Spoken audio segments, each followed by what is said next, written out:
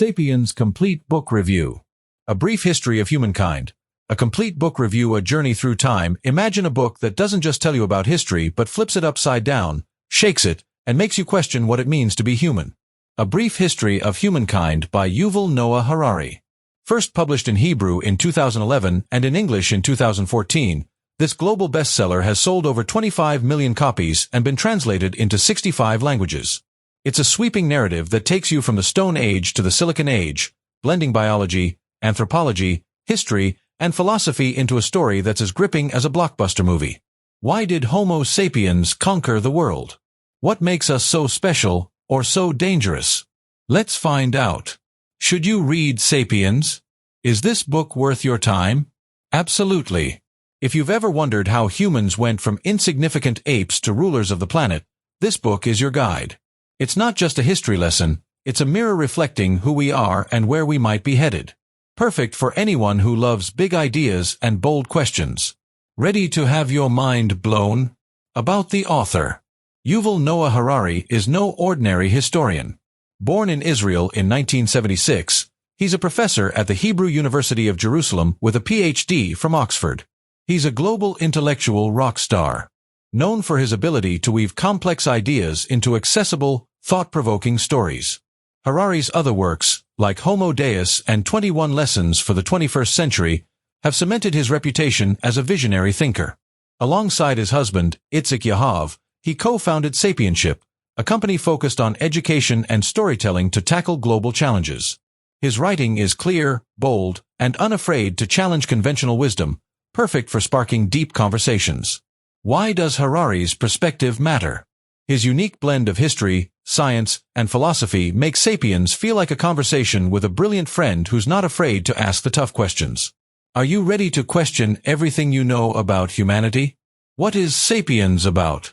Sapiens is a grand tour of human history, from our humble beginnings as one of several human species to our current role as the dominant force on Earth. Harari argues that Homo sapiens rose to power not because of physical strength, but because of our unique ability to create and believe in shared stories. Myths like religion, money, and nations. These fictions let us cooperate in massive numbers for better or worse.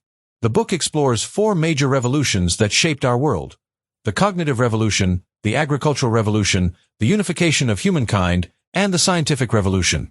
It's a story of progress, but also of loss, inequality, and the cost of our dominance. Harari doesn't just narrate history. He asks, has our progress made us happier? Are we truly better off? What's the biggest myth about Sapiens? Some think Sapiens is just a dry history book. Wrong. It's a roller coaster of ideas that mixes science, storytelling, and speculation. It's not about memorizing dates, it's about understanding why we are the way we are. Curious to see how Harari turns history into a page-turner? Chapter by chapter breakdown. Sapiens is divided into 4 parts, each covering a pivotal stage in human history. Here's a detailed yet concise overview of each chapter, crafted to keep you engaged and spark your curiosity. The cognitive revolution. An animal of no significance. About 100,000 years ago, Homo sapiens were just one of several human species, like Neanderthals and Homo erectus. We weren't special yet. Harari explores how we shared the planet with other humans and megafauna, setting the stage for our rise. Why did we survive while others didn't? It's not brute strength. The tree of knowledge. Around 70,000 years ago, the cognitive revolution changed everything. A mysterious shift in our brains gave us language and the ability to create fictions. Shared beliefs like myths and gods. This let us cooperate in large groups, outsmarting other species.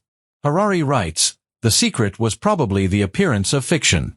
Large numbers of strangers can cooperate successfully by believing in common myths.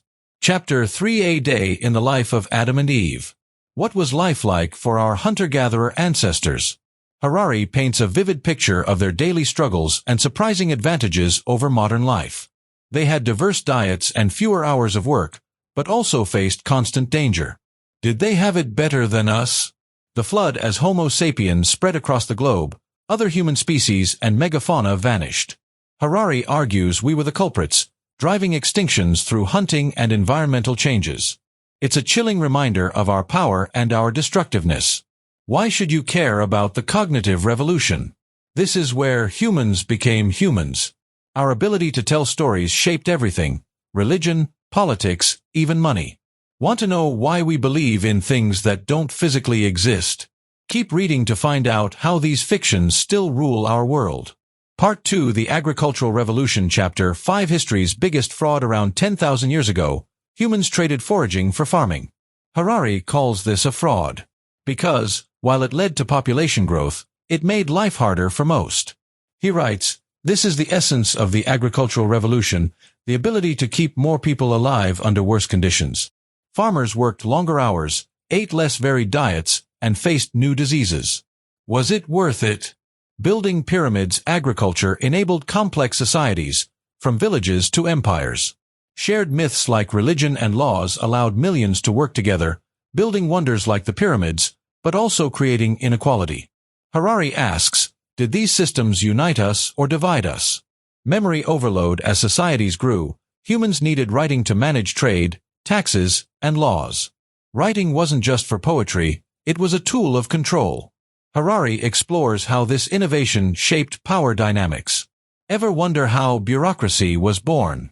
There is no justice in history. Harari dives into the dark side of civilization: hierarchies, slavery, and gender inequality. He argues that many injustices arose from arbitrary myths, not biology. It's a sobering look at how our systems shaped and warped humanity. Is the agricultural revolution really a fraud? Harari's bold claim challenges the idea of progress. Did farming trap us in a cycle of toil and inequality? If you've ever felt stuck in a rat race, this section will hit home. Ready to rethink what progress means?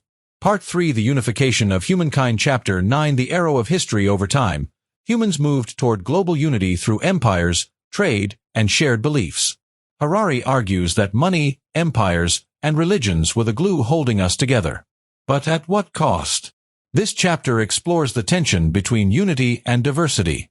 Chapter 10, The Scent of Money. Money isn't just coins, it's a shared fiction that lets strangers trust each other. Harari explains how this invention fueled global trade and empires. He writes, there are no gods in the universe, no nations, no money, no human rights, no laws, and no justice outside the common imagination of human beings. Chapter 11, Imperial Visions. Empires spread ideas, cultures, and power, often through violence. Harari examines how they shaped the world, for better or worse. Are empires a force for progress or oppression? Chapter 12, The Law of Religion. Religion unified millions but also sparked conflict. Harari compares polytheism, monotheism, and modern ideologies like capitalism. He notes, religion is the third great unifier of humankind, alongside money and empires. Is religion a unifier or a divider? The secret of success. Why did some cultures dominate others?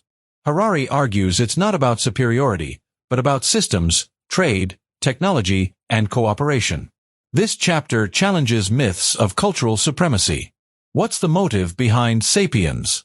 Harari wants you to question the stories we live by: money, religion, nations. Are they real, or are we just playing along? This book isn't just history, it's a wake-up call to think critically about our world. Intrigued yet? Part 4, The Scientific Revolution. Chapter 14, The Discovery of Ignorance. Around 500 years ago, the scientific revolution began when humans admitted they didn't know everything. Harari explains how this humility sparked innovation. He writes, science assumes human ignorance. How did admitting I don't know change the world? Chapter 15, The Marriage of Science and Empire. Science and empires grew hand in hand, fueling exploration and conquest. Harari shows how curiosity and greed shaped the modern world. It's a fascinating and unsettling story. Chapter 16, The Capitalist Creed. Capitalism, another shared fiction, drove progress but also inequality. Harari explores how belief in growth and profit reshaped society. Ever wonder why we're obsessed with more? Chapter 17, The Wheels of Industry. The Industrial Revolution transformed life with machines, factories, and mass production. But it also brought environmental destruction and exploitation. Harari asks, is progress always good? Chapter 18, A Permanent Revolution. The last century saw rapid change. Technology, globalization, and biotech. Harari speculates on our future, from AI to immortal humans. He warns, we may grow weary of all things under the sun. Are we ready for what's next? Chapter 19, and they lived happily ever after.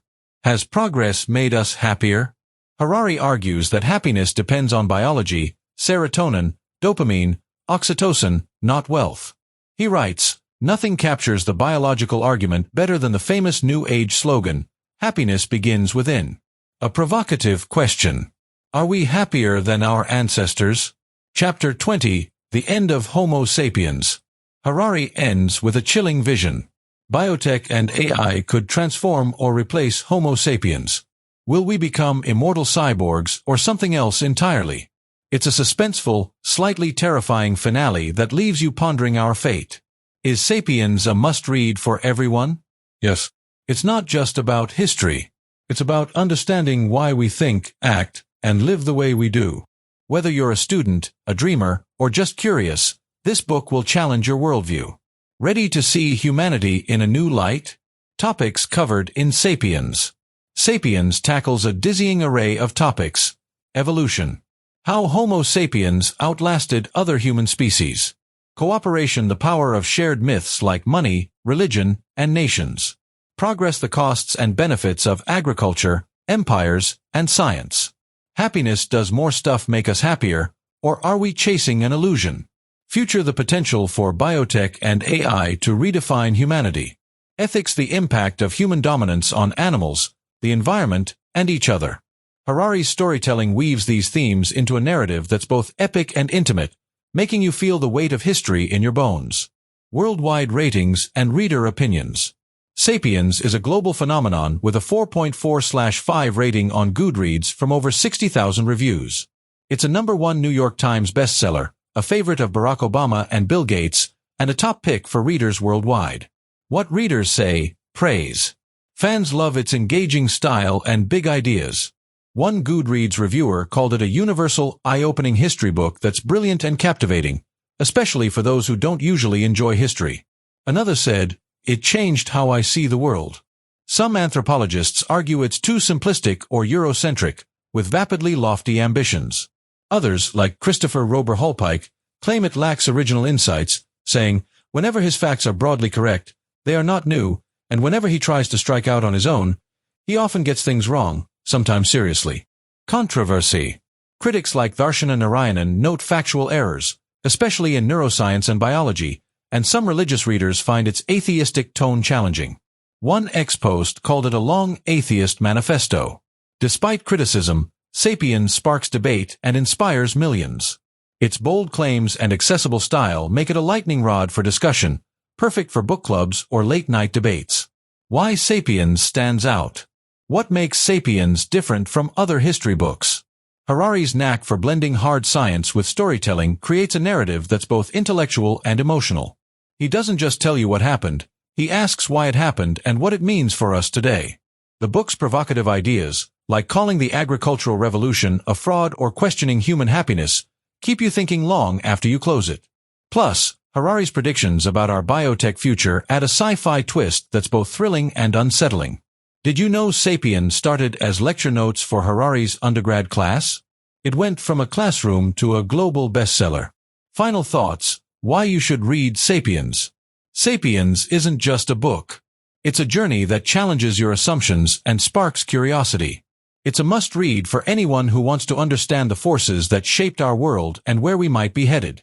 Harari's bold, sometimes controversial takes will make you laugh, gasp, and maybe even cry as you confront humanity's triumphs and flaws.